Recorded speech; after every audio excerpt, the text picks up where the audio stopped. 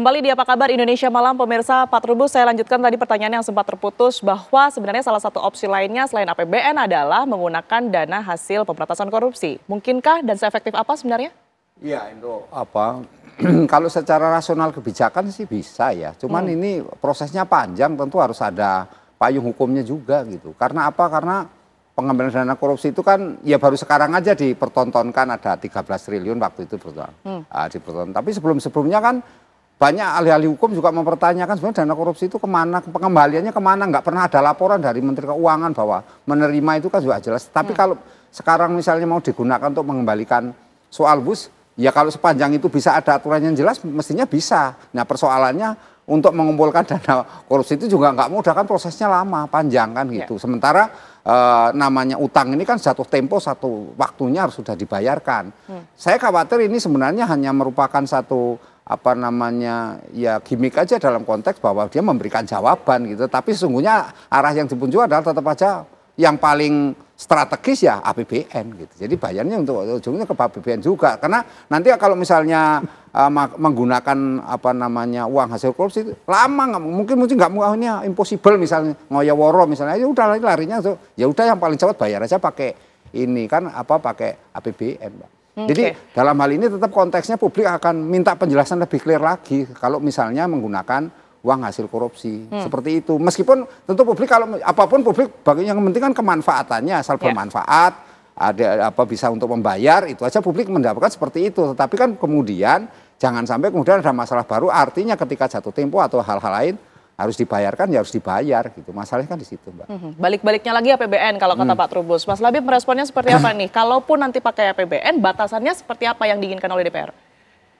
Saya kira begini, betul yang saya respon dari Pak Toto tadi. APBN maupun dana investasi yang dikelola oleh Danantara maupun opsi-opsi dana lain itu perlu ada sinergi yang jelas. Ya. Ada sinergi yang jelas. Tapi yang perlu kita catat adalah Presiden kita ini mengatakan bahwa kita ini punya uang, punya sumber dana untuk membayar melunasi utang itu melunasi utang-utang ini. Itu memang uang banyak itu masih banyak yang tercecer di inefisiensi, kebocoran-kebocoran karena korupsi, karena faktor moral hazard dan lain-lain. Dan arah beliau adalah ingin penegakan hukum supaya uang-uang yang bocor ini bisa dimanfaatkan dengan baik untuk pembangunan, termasuk untuk pelunasan utang WUS ini. Karena ini terkait dengan pride kita, negara Indonesia, negara besar di mata dunia. Kita ingin mengamankan investasi asing di dalam negeri.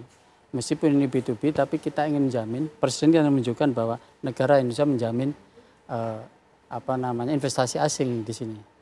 Nah, mengenai batasan, nanti akan kita bahas ini, bagaimana peran APBN di sini, kemudian bagaimana nanti peran BPI di sini. Itu kan sudah beberapa kali koordinasi itu dalam rangka membahas itu formulanya seperti apa. APBN berapa dan skemanya seperti apa, dana dari BPI dan antara seperti apa, ini sedang dibahas dan diformulakan supaya betul-betul baik, sesuai dan tidak menimbulkan masalah lagi di belakang gitu, belakang hari. Saya kira kita tunggu itu. Ini sedang dibahas. Komisi 6 juga sedang memantau dengan betul, dan kita dalam waktu juga akan memanggil para stakeholder untuk berbincang di DPR. Pak Toto, kalau salah satu yang juga dipertimbangkan adalah restrukturasi begitu ya. Kalau seandainya restrukturasi ini macet, dampak untuk APBN untuk BUMN kita apa? Ya ini besar sekali ya, tujuan restrukturisasi kan dalam rangka menyehatkan perusahaan tadi ya. Kalau kemudian restrukturisasi gagal, berarti kan berbagai macam investasi, berbagai macam dana-dana talangan misalnya ya, dalam rangka menyehatkan perusahaan kan akan hilang. Jadi menurut saya ini menjadi langkah penting bahwa kemudian skema terkait dengan restrukturisasi perusahaan ini menjadi sesuatu yang betul-betul memang dibuat dengan cukup komprehensif. Melibatkan cukup banyak aspek yang kira-kira kalau nanti kita akan bicara soal kegagalan itu kita bikin seminimal mungkin lah ya, supaya tidak gagal begitu kan. Nah caranya menurut saya sih pada akhirnya dalam kasus WUS ini, saya tidak lagi akan bicara apakah ini tanggung jawab negara, tanggung jawab korporasi dan lain-lain. Saya kira ini tanggung jawab semua pihak lah ya, negara bersama-sama dengan BUMN-nya lah, dengan Danantaranya. bersama-sama bagaimana menyelesaikan soal ini. Karena tadi Pak Labib sampaikan, ini kan masalah terkait dengan soal reputasi. Kalau reputasi kita jatuh di mata internasional, kan tentu juga akan sulit kita menarik global investor masuk untuk membangun berbagai macam program-program strategis pemerintah yang sudah disampaikan ya. Jadi saya kira menjaga reputasi ini salah satunya juga adalah dengan menjaga supaya tidak terjadi konteks misalnya kegagalan kita untuk tanda petik ya default terhadap kredit yang sudah diberikan oleh pihak dari luar misalnya. Dan kalau ini terjadi saya kira amat sangat disayangkan karena kredibilitas reputasi kita juga bisa ikut tercoreng sehingga kita sulit lah ya untuk bisa menjadi negara tujuan yang menarik bagi investasi asing berikutnya misalnya ya. Jadi saya kira peran negara, peran BUMN dan antara bersama-sama menyelesaikan case bus ini secara terintegrasi. Oke baik, Pak Trubus tadi kita mendengar sama-sama bahwa Bang Herzaki dan juga pemerintah kita ini masih terus berupaya agar kereta cepat ini bisa dilanjutkan begitu ya sampai Surabaya, bahkan tadi infonya sampai Banyuwangi. Sementara informasi lainnya yang kita dengar bahwa tiket yang seharusnya dengan harga 1 juta ini di-push demikian rupa sehingga harganya 250 sekian, 300 gitu ya, itu aja masyarakat sudah keberatan. Apakah ini mungkin untuk direalisasikan dan juga tetap dengan tujuan utama ya, terbayar hutang-hutang gitu semua? Iya, kalau apa namanya publik sih mengendakannya, misalnya maunya kan murah gitu ya. Murah, terjangkau, tetapi kalau misalnya 1 juta memang nggak akan mampu. 250.000 aja sudah banyak berat, itu apalagi dengan kondisi ekonomi daya beli masyarakat yang kadang-kadang naik, kadang-kadang turun. Nah, dalam posisi kondisi turun ekonomi, tingkat pertumbuhannya tidak baik-baik saja, hanya sekitar 5%, saya rasa nggak akan sanggup Mbak. Artinya kalau itu mahal.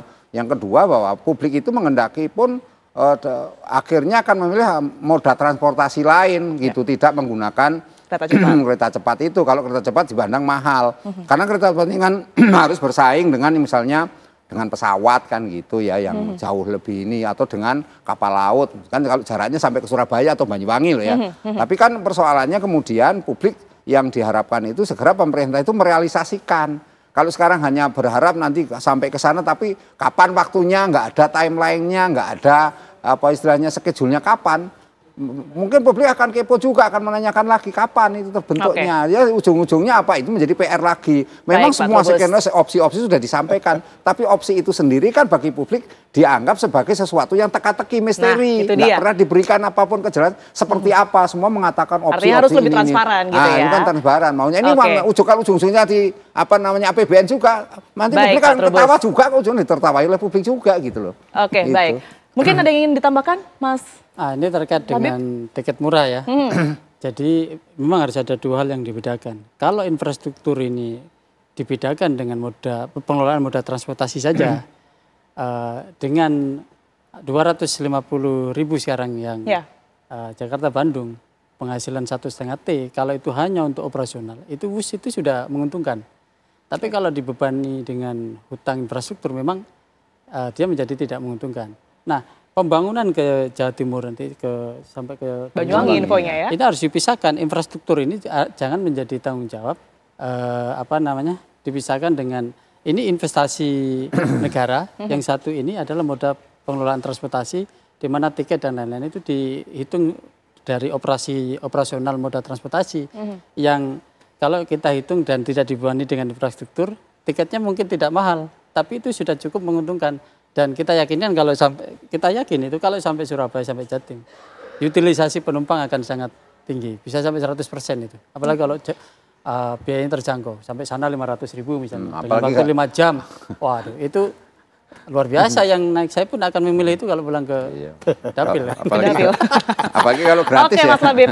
Baik, kita nantikan bersama ya, karena tadi sama-sama kita dengar juga bahwa pemerintah ini masih terus mencari solusi terbaik dan juga skema terbaik yang tidak merugikan masyarakat Indonesia tentunya. Terima kasih banyak Mas Labib, kemudian juga Pak Toto, Pak Trubus telah hadir dan juga menyampaikan perspektifnya di Apa Kabar Indonesia Malam. Sehat selalu semuanya.